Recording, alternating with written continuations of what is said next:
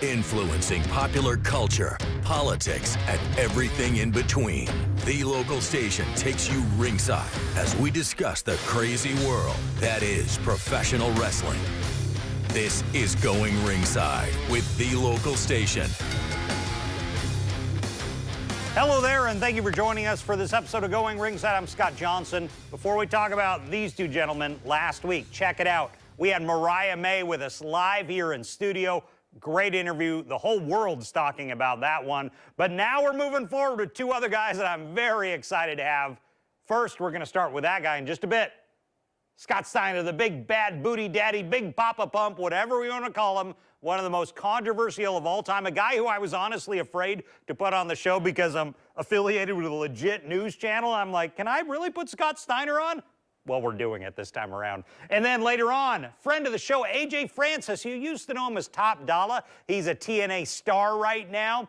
We've had him on a few shows with us, but I want to do a one-on-one interview with him here, and we're going to have that coming up in a bit right after we talk to Scott Steiner. So let's talk about Scotty. One of my favorite heels of all time. Obviously, I love Scott on the Steiner Brothers. Steiner Brothers were one of my favorite tag teams ever. But when he turned heel and became the big bad booty daddy, I was like, this guy's got something. He totally changed his gimmick, and it took off for him in those latter years of WCW. We talked to him about that. We talked to him about what he's doing with his life right now. We also talked to him about his nephew, Braun Breaker, the current member of the Steiner family in WWE. So we're going to chat about that a little. But I wanted to get to it. It was the interview I was nervous to do because I'm like, are the bosses here going to be okay with Scott Steiner? Well, we're going to try it. Let's see what happens. Let's get to it. Here is Scott Steiner. Well, we're joined by Big Poppa Pump himself, Scott Steiner. Scotty, thanks for joining us today on the show. Oh, good to be here, man. How have you been doing? What's going on in your life? You've been keeping busy, I see. Yep. Keep on doing these things, watch my boys play football and basketball. So. And where are your kids in school again? My oldest boy plays football at Jacksonville State for Rich Rodriguez, and my other boy plays basketball at Virginia Tech. Okay, and there's another member of the family. I wanted to get your opinion on Braun Breaker. He's been just going crazy. Yeah, no, he's doing good. He just needs to keep doing what he's doing, you know. Did you know he was going to be that big of a success? He's a Steiner. Why wouldn't he be? Wouldn't he be? Yeah. So apple don't fall too far from the tree, you know. Did he? Plus he copies all my. Oh, really? Yeah. He kind of grew up around it, I'm assuming. Yeah. No, he was a little boy. He used to always be around my house. I always go over there with my four-wheeler. So. Okay. Him and his two other brothers. So. Now we've been, we live like a mile from each other. So. Okay. Yeah. One thing I wanted to ask you about last time we talked that I didn't ask about was you were one of the most destructive foes for Bill Goldberg. What was you and Goldberg's dynamic like when, you're going through all that? WCW's at its peak. You and Bill are going at each other. Well, Bill had an undefeated streak. He was a powerhouse. And it just made sense for us to go at it. So we basically just beat of each other. Really? So, yeah, it was a good match. So Bill was still new. You had been doing it so long at this point. Was it hard? Was he still learning in the ring with you, or was he at the level by the time he got to you? No, everybody still learns all the way through your career if you don't learn. Yeah. But no, he was getting better. Plus he had that big following, so that's all that really matters. That makes money. That's all. Oh yeah. No, he was money. So people loved him. And I tried to make him hate me, so it was a perfect combination. Sure. So when you're big bad booty daddy, as opposed to Scott Steiner, part of the Steiner Brothers, did your interaction with fans change? Oh, totally. Yeah, it was crazy how much, when I changed, how much well, of course I tried to make people piss me off. Yeah. So it worked. Yeah, no, it was totally different, But I'd rather be booed than cheered. Okay. So one person I've never heard you asked about, and I've always wondered, is Mandasia. Was she someone you brought in, or how did they find her? No, she was a part of probably 5-6 girls. Okay. That they brought in, and then me and when Asia and Kim Canada hooked up. So those are pretty the girls that were pretty cool. So I had a good time with them. Fast forward, you're in WWE, and they partner you with Test. Yeah. Talk to me about your partnership with Test, Andrew Test Martin. Test was a good guy. I got along with him.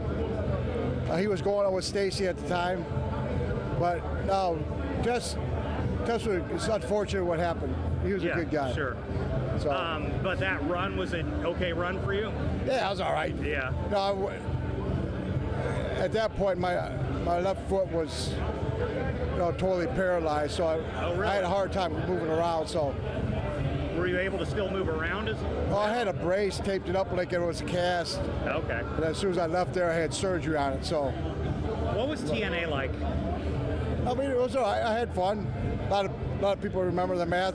And let's talk about that. Talk to me about Steiner math. It has been viewed by tens of millions of people. Yeah, it was like, it made sense. I'm a mathematical wizard. Apparently, it's that University of Michigan education. That's right. Yeah. Did you know that would take off the way it did when it might be the most iconic TNA event ever? Yeah, man, you can't predict that stuff. Yeah. You never know what people are going to latch onto. Plus, it made sense. Yeah. So there's so many people that come up to me and say I helped them with their math throughout high school and college. So I've always wanted to know, does it piss you off when people say Hurricanrana instead of Frankensteiner? Yeah, it's bull. But when Muda won the World Championship, like maybe 3 years ago, yeah, a Japanese announcer go, Frankensteiner. These dumb announcers here call it the Hurricanrana. I have no idea why. I originated that move. I don't know what they're talking about. I remember it was a big, if I remember right, there was like every week they were talking about it on early WCW, that what you had just done, no one had really seen that before. Yeah, they haven't seen it before. It wasn't done before. That's, How are you able to do that, as muscular as you are, still able to do that backflip? It was something I thought of, and people latched onto it, loved it. I actually did the 450 splash. You could do a 450? I never knew that. I was the first one. I did in like 86, 87, where I was wrestling with Dick the Bruiser. Okay. I didn't like the way I landed, so I never did it again. Dick the Bruiser was one of the toughest guys I hear ever. No, he was older when I saw him. Really? When I was wrestling for him. No, he was still a cool guy. It was a good way to come up with the business. So you've had heat on camera, off camera over the years. Any interesting stories from back in the day? Nothing I can really say on camera. That's what I figured. I don't want to corner you on anything. But how's Rick doing? You and Rick still in touch a lot? Yeah, we live 2 miles from each other, so I still see him all the time. What's it like in public to be a wrestler? I've always wondered, because you're so identifiable. And not just, you can't dress down. You're still Scott Steiner everywhere you go. Right. Well, when you come to events like this, it's good, but everyday life, I'd rather be anonymous, Yeah. So and last question. I'd rather, instead of going through the front door, I'd rather go through the back door. Last question. What do you think of the industry right now? WWE's merged with UFC. There's a new competitor in town in AEW. What do you think about the industry right now? Well, WWE is killing it, man. Especially, when they merge with the UFC. So I don't see anything going down in that at all. So. Well, Scott Steiner, thanks for joining us on the show. All right, I appreciate man. it. Yeah, Thank nice you. meeting you. So excited. You notice we had to bleep a few words for Scott Steiner there. And another guy I wanted to bring on the show, I wanted to have just an interview on his own, because we've had him on the show. That'd be A.J. Francis, who we talked to this past summer. We did a lot of roundtables with him, and we're probably going to have him back on the show in coming weeks. But I just want to talk to him, not have him help me with interviews, talk to him about his life, going from pro football to pro wrestling. This was last summer. Since we talked to him, AJ has had a lot of things happen in the world title hunt with Nick Nemeth in TNA, doing a lot with TNA, and of course, look for him. He was with WWE's Top Dollar. He was out. He's also a musician. But now TNA and WWE have merged kind of again, and I think we're going to see NXT and TNA stars going at it. I've talked about that on the Going Ringside TikTok channel. So I was kind of excited to talk to him, just learn about his life. He's been a guy who's courted a bit of controversy in his day as well. Football player, musician, wrestler. Here is A.J. Francis. Well, we are here with TNA Digital Media Champion, A.J. Francis. A.J., thanks for joining us. Hoo-ha-da. I wouldn't be anywhere else in the world. We've done some good work today. We have, formerly Top Dollar back in the day. Talk to me about what's going on in your life now, going over to TNA, how things have been going for you. It's been going great. I'm a champion. I always knew I could be. I just needed the opportunity.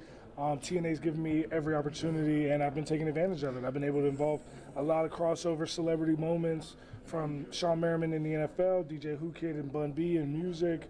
I mean, I had BDE, who's a huge YouTube sensation, this past week on TNA. So, like, people come to see me, and they end up being on the show, and it benefits everybody. How did it all start for you? It was football first, is that right? Absolutely. I played 6 years in the NFL. What teams? I played for a bunch of teams, but most of my time I played was Seattle, D.C., and Miami. Okay. So, NFL. I played a lot of games in Jacksonville. A lot of games in Jacksonville. That stadium. Yeah. Apparently they're getting rid of it. They're rebuilding it, not getting rid of, rebuilding, but it's a whole deal. But on another note, so NFL starts to wrap up for you. Mm-hmm. The wrestling bug, I think you told me you had caught well before you were ever in the NFL. I was a little kid, I wanted to be a wrestler. You did. If I didn't make it to college football out of high school, I would have became a wrestler. If I didn't make it to the NFL out of college, I'd have became a wrestler. It just so happened I was good enough to play in the NFL for 6 years, and after the career was over, I went right into wrestling. Literally 2 months after my last game in the NFL, I enrolled in wrestling school. So it's like, where at? Team 3D Academy with the Dudley Boys. Oh, you were in Devon school. Yeah, okay. Yeah. Okay, so you were in Devon school back in the day, and he's got to put you through hell, I would imagine. You know, honestly, it was Devon at the time. Like, Devon wasn't there a lot. He owned the school, but the guys that put me through hell was like Billy Gunn. And Jay Rios. Okay. And John Cruz, who's Serpentico on AEW. So like, there's a lot of guys that put me through hell there, but it made me. It wasn't hell, honestly. It was fun to me. I've always wondered what's harder, NFL, pro wrestling. It's not even close. It's the NFL, and wrestlers get mad when I say that. Really? It's not even close. You got to realize, if me and you were having a wrestling match, right? Me and you could have a wrestling match. Yeah. And I could make it look believable that you beat me. Like, we could. I couldn't, but you might be able to. We could tell that story. Yeah. If me and you got on the football field, it'd be your last day on earth. Sure. So, okay. You see, there's a difference. One thing I was wondering about, though, with the NFL, where it's 18 weeks a year plus practice, WWE or TNA, it's year round, it's constant. Is there an aspect of that does make it hard on the body? It's definitely hard on the body. Don't get me wrong. Wrestling's not easy, but when you're comparing it to the NFL, it's like it's like comparing foods. It's like if you're allergic to peanuts, right? And you eat peanuts, you're gonna die. But if you eat something that was around peanuts, you might not die right away. You might get to the hospital. It's still tough. You see what I'm saying? But like, wrestling is not. Wrestling is a show. It's bigger than life. It's everything that you want. That's why all these people come to this convention, because they all are attracted to that thing that they can't get their hands on. They see it and they want to be a part of it. That was me. That's why I went to 5 WrestleManias as a fan. That's why I became a wrestler. It's because anybody who's really a wrestler loves it. Before we get to TNA, you go to WWE. Talk to me about the Top Dollar gimmick, all of it. How did that come about? Well, I was already doing hit row on the Indies before I got to WWE. I was on the Indies for a year in between the NFL and WWE. And we were called The Row, and I just looked like Suge Knight. And people tell me that all the time. Whenever I wear red anywhere, people are like looking at me like, yo, what's going on there? You know what I'm saying? So like, I knew that, so I just played up the fact, and I also make music, so it just made a lot of sense for me to play this Suge Knight character. And then when I got Top Dollar, I actually got not a lot of people know this, I actually got the name Top Dollar by mistake. I wanted to just be AJ Francis because I did the Most Wanted Treasure show as AJ Francis, and now I'm back AJ Francis. Clearly AJ Francis was a better idea. And so I put in this list of names, and the number one name I had on the list was Dollar. It was just Dollar by itself. And then I had these 20 names, right? But I broke them into 5, groups of 5. So it said bottom 5, next 5, next 5, and then it said top 5. But when you look at it, it said top 5, and then the right name right underneath of it was Dollar. So they thought that I wanted my name to be Top Dollar. And I was like, yeah, that sounds great. That sounds like a cool name, you know what I'm saying? And it's a unique thing, and it's really cool. So, but it's funny, it's a happy accident. Favorite match? Favorite matches? Favorite match, I'd have to say winning the digital media title at TNA. I'm sure, yeah. Absolutely. After that, we had a tag team title match against the Usos when I was with Hit Row. That was a lot of fun. It's not really a match, but the segment we did with Bray Wyatt, his last segment he ever did on television. Oh, really? Okay. That was incredible. I'm a huge Bray Wyatt fan and love him to death and miss him dearly. And that moment, there'll never be another one like it. So I definitely that. So talk to me about your music career. Where is that at right now? Because I know that's just as passionate for you. Yeah, We Outside. It's my single. It's doing great. It's my entrance music too. And it's a hit song. I mean, I got DJ Who Kid on the song, and that might not mean a lot to some people, but the last 2 songs DJ Who Kid is on is my song and Drake's song Push Ups. So me and Drake. So that, you know what I'm saying? That's not a bad name to be alongside. You know what I'm just saying. And then my buddy 3-0 Black is on it too, and it's the best entrance music in wrestling. I mean, every time it doesn't sound like a wrestling song. It just sounds like a good song. So definitely it's a great time, and we outside. Well, AJ Francis, formerly Top Dollar back in the day, thank you so much for joining us on the show today. Appreciate you. So 2 blockbuster guests this week on Going Ringside. As you know, we like to tell you the biggest stars in the world every week. Mariah May last week, these 2 guys this week. Who will come up later in 2025? We got a lot out on the horizon and some interesting episodes too that are not just wrestlers. We're going to be talking about some major blockbuster news in the wrestling world that we're going to break here for you a little later on this year. But we're excited about it. Join us back here next time. But so glad you could be with us this time. We'll see you next time on Going Ringside. This has been Going Ringside with The Local Station, brought to you every Wednesday on your favorite podcast player, on New Sport Jacks Plus, as well as the New Sport Jacks YouTube channel.